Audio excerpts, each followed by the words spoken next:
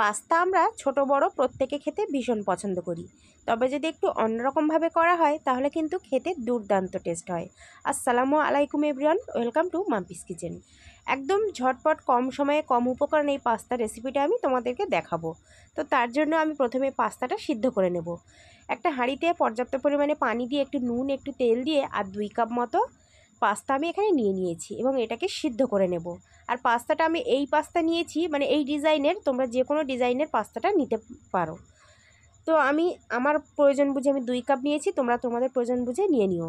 পাস্তাটা যখন সিদ্ধ হয়ে যাবে ঠান্ডা পানি দিয়ে ধুয়ে ভালো করে একটা সাইডে রেখে দেবো। এবার একটা কড়াইয়ে দিয়ে দিলাম অল্প একটু তেল আর দিয়ে দিলাম হাফ কাপ মতো চিকেন। আমি চিকেনটা একদম ছোট করে কেটে নিয়েছি।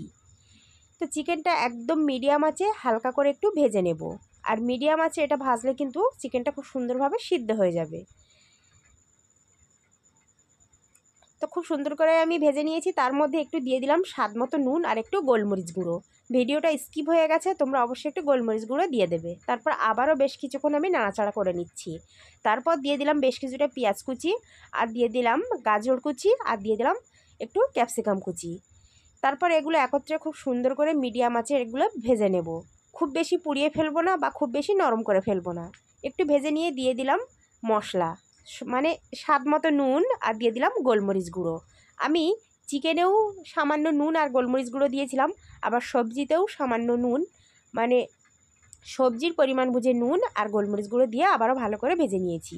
তারপর একটা সাইড করে দিয়ে দিলাম 2টো কাঁচা লঙ্কা কুচি আর দিয়ে দিলাম একটু আদা রসুন বাটা। তারপর আবারও খুব সুন্দর করে আদা রসুনটা একটু ভেজে নিচ্ছি এই চিকেন আর মশলা সবজির সাথে। খেতে কিন্তু দারুণ হবে যদি আদা রসুনটা এইভাবে ভেজে নেওয়া যায়। দেখতেই পাচ্ছ সবজিগুলো কিন্তু এখনও সতেজ আছে, কালারটাও মানে বজায় আছে আর কিন্তু খুব বেশি নরম হয়ে যায়নি। তো যেহেতু পাস্তা ডিম না থাকলে একটা ফাঁকা ফাঁকা ব্যাপার, তো সেই জন্য আমি একটা ডিম এখানে দিয়ে একটু এইভাবে ভুজিয়া মতো করে নিচ্ছি। এখনও কিন্তু গ্যাসের আঁচটা মিডিয়াম আছে, তোমরা ডিমটা না চাইলে না দিতে পারো, কোনো অসুবিধা নেই। তো ডিমটা একটু ভুজিয়া করে তারপর খুব সুন্দর করে একত্রে সব কিছুর সাথে মিশিয়ে নিলাম। তারপর দিয়ে দিলাম একটু চিলি সস, আমি এখানে গ্রিন চিলি সসটা দিচ্ছি। তারপর দিয়ে দিলাম 1 চামচ সয়া সস। আজকে ভিডিও করার সময় অনেক কিছু ভিডিও স্কিপ হয়ে গেছে, খুব একটা তুলতে পারিনি, তোমরা অবশ্যই আমার মুখের কথাতে একটু বুঝে নিও। দিয়ে দিলাম 1 চামচ ভিনিগার আর দিয়ে দিলাম 2 চামচ মতো টমেটো সস। তারপর সসগুলোর সাথে খুব সুন্দর করে আমি চিকেন আর সবজিগুলো মিশিয়ে নিচ্ছি। পাস্তা কিন্তু সবসময় একঘেয়েমি খেতে ভালো লাগে না, তো একটু এইভাবে যদি করে দেওয়া যায় বাচ্চারা সবজি খাওয়া হবে আবার পাস্তাও খাওয়া হবে।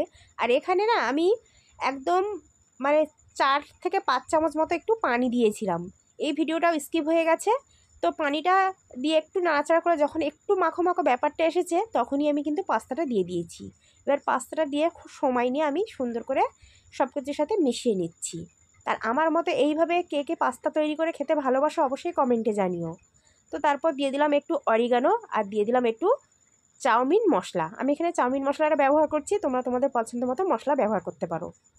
তারপর আবার খুব সুন্দরভাবে আমি মশলার সাথে পাস্তাটা মিশিয়ে নিচ্ছি। আর দেখতেই পাচ্ছ কালারটা কতটা লোভনীয় হয়েছে, কতটা সুন্দর হয়েছে। খেতেও কিন্তু দুর্দান্ত টেস্ট হয় এইভাবে পাস্তা করলে।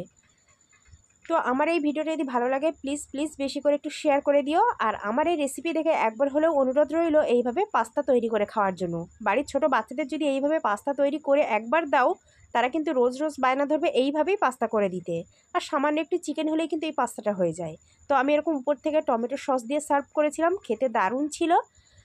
তো তোমরা ভিডিওটা দেখে এইভাবে পাস্তা একবার ট্রাই করে কেমন হলো সেটা আমাকে কমেন্টে জানাতে পারো।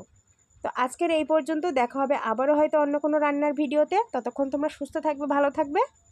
আর তোমরা কে কোথা থেকে আমার ভিডিওগুলো দেখো অবশ্যই কমেন্টে জানাতে পারো, তাহলে আমি ধন্যবাদ জানাতে পারবো। আর ভিডিওর প্রথম থেকে শেষ পর্যন্ত যারা আমার সাথেই ছিল তাদেরকে জানাচ্ছি আমি অসংখ্য ধন্যবাদ। তো প্লিজ ভিডিওটা ভালো লাগলে বেশি করে শেয়ার করে দিও। আর আমার চ্যানেলটা সাবস্ক্রাইব করে রাখো। আর ফেসবুক পেজ থেকে দেখলে পেজটাকে ফলো করে পাশে থেকো এরকম সুন্দর সুন্দর রেসিপি পাওয়ার জন্য। তো আজকের এই পর্যন্ত বিদায় নিলাম, আল্লাহ হাফেজ।